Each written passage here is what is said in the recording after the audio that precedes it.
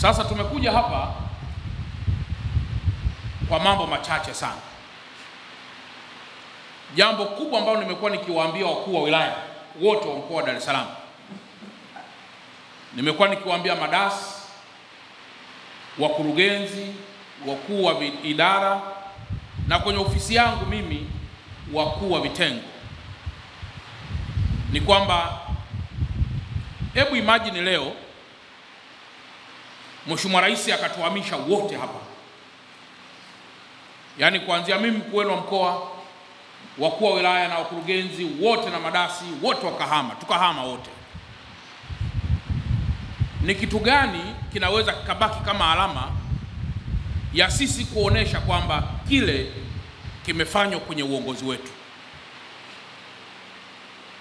Kwa lugha nyepesi ni kwamba tumekuwa lazima tuwe ni watu wa vision zinazotekelezeka, ambazo ndani yake ndio tunapata kutekeleza vitu ambavyo mwishoni vinakuja kwa kama signature yetu sisi kwamba hapa walikuwepo watu. Na katika kufanya hivyo nimetumia msemo mmoja ambao wakuu wa wilaya wanaweza wakanichukia, lakini nikasema hapana, ni vizuri kuelezana ukweli. Nikasema tusiwe viongozi wa shereheshaji. Ukiwa kiongozi kama MC, wewe kazi yako is to make your people laugh. Kazi yako ni kuhakikisha tu watu wanafurahi, wanacheka. Sasa kabla hamjafika huko, lazima kila mmoja ajiulize, nguvu ya kufanya hivyo vitu vyote tunaipata hapa? Kumbe kama kiongozi lazima tuwe na investment sasa, ili watu wapate nguvu za kututumikia vema. Si tumeelewana mpaka hapo kidogo? Au tumeanza kuwachanganya? Kwa mantiki hiyo, jambo ambalo niliwaambia wakuu wangu wa wilaya na madasi hawa kwamba ukiamka asubuhi, kila siku shejo yake inaonyesha una makongamano. Kila siku mara sijui na kongamano na wajane na kongamano na hili, haina tatizo. Lakini mwisho lazima mimi kama mkuu wako mkoa nikuulize, baada ya makongamano hayo, je, shejo yako inasemaje? Hayo ndio maendeleo kwa watu? Jibu ni kwamba sio maendeleo kwa watu. Sasa makongamano haya yana sifa kubwa mbili. Moja, yanakuimarisha wewe na kutangaza wewe, and on your absence hakuna kitakachokumbukwa kwa sababu haujaacha alama. Uliacha kongamano ambalo misingi yake ni kama mtu anayelia akiwa katikati ya ziwa. Yuko kwenye maji analia, alafu namuuliza machozi yako yako wapi? Huwezi kuyaona kwa sababu yameondoka na maji. Kwa hiyo hili nilikuwa ni wosia wangu kwao kama wasimamizi wa wilaya, kwamba kuna kazi za msingi na kuna kazi ambazo ni za kujifurahisha. Kazi za kujifurahisha usizibadilishe zikawa ndio kazi za msingi, alafu kazi za msingi zikawa kazi za kujifurahisha. Tunahitaji kufanya kazi za msingi, alafu baada hapo tutafanya kazi za kujifurahisha. Sasa kwa kusema hivi, nitatumia theories kidogo kadhaa ili kuweza kueleweka ninachotaka kukisema. Cha kwanza, kuna nadharia inaitwa nadharia ya uishi. Kwa Kiingereza inaitwa existentialism theory. Wanafalsafa wengi wa leo, wa jana, wa juzi, wa nchi za magharibi na nchi zinginezo nyingi sana, wakiwemo kina Bwana Immanuel Kant, wakiwemo kina Bwana David Hume, wakiwemo kina Bwana Agostino Comte, wakiwepo wengi sana, wamebishana kuhusiana mambo mengi sana. Lakini moja kubwa, nendeni mkaangalie nini maana ya nadharia ya uishi. Swali moja hapo la msingi kila mmoja jiulize, wewe unaishi? Yaani kila mmoja jiulize tu hapo ulipo, anaishi? Sasa kuishi ni theory ambayo lazima uiprove kwamba mimi na exist. Na ndio maana wengine wanasema cogito ergo sum, I think therefore I am. Kwamba ndimi mimi. Na kwenye kuishi, wewe na mkuu wa mkoa, wewe na mkuu wa idara, mtakuwa tofauti katika sifa zenu. Na ndio maana itafika kipindi wanasema that is Chalamila, au that is OCD, au that is mkuu wa wilaya. Kinachotofautisha pale ni nadharia ya uishi. Sasa nataka watumishi wote chini ya mkuu wa wilaya, kila moja athibitishe kuwa anaishi. Sasa wakuu wa idara, ninyi ndio ma principal advisors wa mkurugenzi, ndio mkono wa kushoto wa mkurugenzi, na ninyi ndio technocrats au bureaucrats kwa lugha nyingine, kwa maana ndio wataalamu ambao mnamsaidia mkurugenzi katika kuperform zile shughuli zake za kila siku. Ninyi mkimshauri vibaya, mkimlisha matango poli, manake halmashauri nzima haiwezi kuperform. Mwisho wa siku mkuu wa wilaya hata angefanyaje hawezi kuperform, kwa sababu existence ya mkuu wa wilaya katika hiyo value chain inakwenda moja kwa moja na existence ya mkurugenzi, ya dasi, ya wakuu wa vitengo na wale watumishi wote kwa ujumla. Sasa ili kuthibitisha kwamba mnaishi, nikawaambia mkurugenzi, lazima tubuni miradi ambayo itakuwa ina sura. Kwa lugha ya nyepesi nilisema lazima tubuni miradi ambayo ni visible.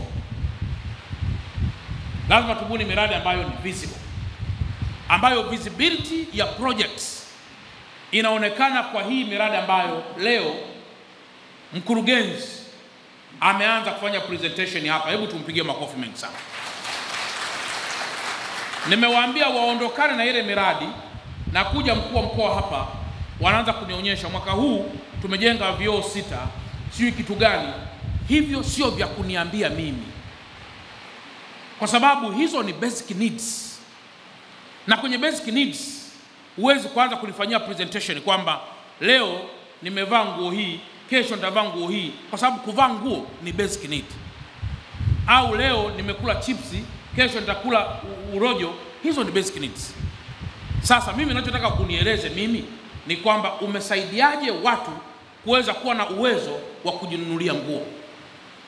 Umesaidiaje watu kuweza kuwa na uwezo wa kulala pazuri?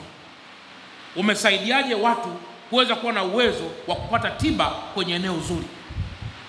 Hiyo ndio miradi ambayo tunasema ni visible projects. Concept kubwa ni nini ambayo leo ndio naanza nayo hapa Kigamboni? Kitu kikubwa ambacho watu huwafanya wasiwe viongozi wazuri na wasiperform na kuishi maisha yenye quality nzuri ni muda mwingi kuwekeza kwenye woga. Most of the time is invested kwenye worry.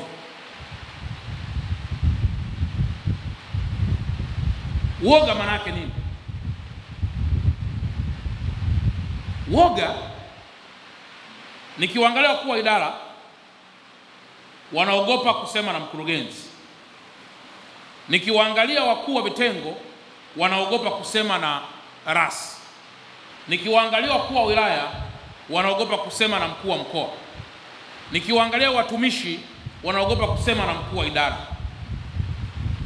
Halafu nikiwaangalia wote, muda wote mnawoga na kazi zenu. Siku moja niliwahi kumwambia mke wangu pale nyumbani, nikasema I wish ungeacha kazi halafu nifanye jambo fulani, lakini nilikuwa namtania, sio kweli. Akaluka kama hapa na kwenye mlango kule, ili iwaje? Sasa kitu ambacho kinapoteza mwelekeo wa watu kutokuwa vile wanavyopaswa kuwa ni kuinvest muda wao mwingi kwenye woga. Sasa woga uliokomaa huitwa unafiki. Premature worry inakuwa bado haijafika kwenye unafiki, lakini woga uliokomaa unaitwa unafiki.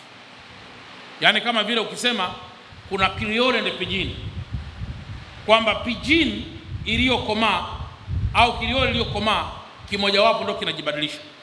Au ukisema masuala ya Creta na Caldera, kimoja wapo kinajibadilisha, kinakuwa kimekuwa tu. au ukisema stalactites and stalagmites kwenye regional geography, kwenye nini sijui hizo, kimoja wapo ni kama kinakuwa kama kinaathiriana tuna kingine, wanasema ni coexistent terms, au ukisema sijui vitu gani, viko vingi sana. Kwa hiyo kila mmoja ajiulize hapa, kama mtumishi wa umma, ana uoga uliokomaa na kwenda kwenye unafiki, au hana uoga uliokomaa uliopelekea kwenye unafiki? Mkuu wa mkoa nikikwambia kila kitu wewe ni kuitikia tu, ndio mkuu, ndio mkuu, ndio mkuu, ndio mkuu. Hata kama mahali unahitaji kunisahihisha, unisahihishi kwa sababu ya uoga uliokuwa na mwisho ukawa unafiki. Kwa hiyo wosia wangu wa kwanza, ndugu zangu watumishi wa Kigamboni, ukimsoma vizuri ndugu yangu Shalma anasema watumishi kwa muda mwingi tusiinvesti katika masuala ya woga ambayo yanaweza kutunyang'anya uhalisia wetu na mwisho tukafanya vitu ambavyo sio sisi. Na anashauri turn back to yourself then live as you. Unageuza nyuma, unakwenda kwenye maisha yako na unaishi kama wewe. Huo ndio msingi mkubwa ambao ndugu yangu Shalma anausema. Sasa hapo ndipo mtapata nafasi ya kumshauri mkurugenzi, kumshauri rasi kumshauri mkuu wa mkoa kuwashauri wakuu wa wilaya, kumshauri mkuu wa mkoa, madasi kumshauri mkuu wa wilaya, the same. Kwa hiyo lazima tuondokane na huko, kwa sababu jambo hilo sasa hivi limefifisha sana kwenye utawala bora. Hiyo ni jambo la kwanza.